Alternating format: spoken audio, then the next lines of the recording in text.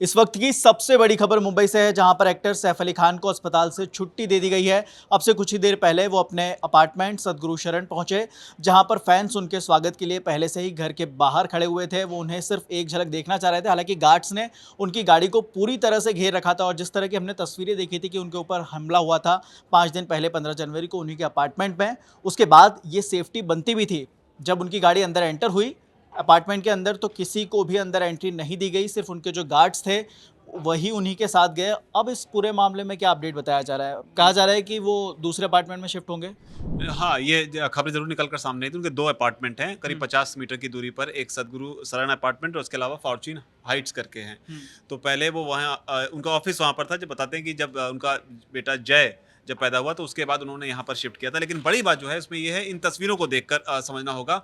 इसमें जो सैफ नज़र आ रहे हैं, अगर आप गौर से देखेंगे तो सैफ ने जो शर्ट पहन रखी है, वो शर्ट जो है थोड़ी-सी ट्रांसपेरेंट है, जिसकी वजह से उनके ऊपर कहाँ हमला हुआ, क्योंकि अभी तक खबरें आ रही थी पीठ पर हमला हुआ है, जो 2.5 इंच का चाकू उनकी पीठ में गड़ गया था। उसमें ये भी कहा गया कि सैफ अली खान जिस तरह के प्रोफेशन से आते हैं, जिस तरीके से उनका बॉडी स्ट्रक्चर है, जिम वगैरह करते हैं, तो वो शरीर से मजबूत थे, जिस वजह से जो घाव था वो बहुत ज़्यादा अंदर तक नहीं हो पाया। तो फिलहाल इन तस्वीरों से अगर आप देखेंगे तो उनकी शर्ट के पीछे जहाँ पर वो हमला हुआ था, उसे साफ तौर पर देखा जा सकता है कि किस तरीके से उनके शर्ट के पीछे बैक साइड में जो है वहाँ पर टेपिंग नज़र आ रही है, किस तरीके से बैंडेज बंधा हुआ है। इसके अलावा जो उनका नेक है, क्योंकि खबर आई थी कि नेक में, बैक में और हाथ में उनको चोट लगी है, तो तस्वीरें जो हैं वो अपने आप में ज़्यादा बोलती हैं। उनके नेक पर भी बैंडेज जो है वो साफ तौर पर देखा जा सकता है। तो इससे अंदाज़ा लगा सकते हैं लोग कि पिछले 5 दिनों से जो खबर चल रही थी उसमें सैफ अली खान पर किस जगह पर एग्जैक्टली हमला हुआ था, तो उसको बैंडेज देखकर अंदाजा लगा सकते हैं। और बैक साइड का बैंडेज जो है वो भी हम लगातार स्क्रीन पर दिखा रहे हैं कि किस तरीके से यहीं पर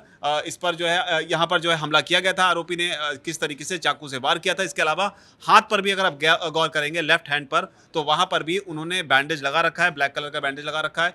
तो तीनों जगह पर आप देखिए कि घाव जो है वो किस तरीके से हमला होने के बाद हुआ और किस तरीके से 5 दिन में उनको ट्रीटमेंट हुआ। और ट्रीटमेंट होने के बाद अब वो अपने पैरों पर चलकर जो है वापस आए हैं। हालांकि सिक्योरिटी जो आप बात कर रहे हैं, वो सिक्योरिटी न सिर्फ यहाँ पर उनकी गाड़ी के आसपास दिखाई पड़ रही है, बल्कि उनके जो दोनों घर हैं, फॉर्च्यून हाइट्स और उसके अलावा सद्गुरु शरण, दोनों जगह पर सिक्योरिटी जो है वो बढ़ा दी गई है।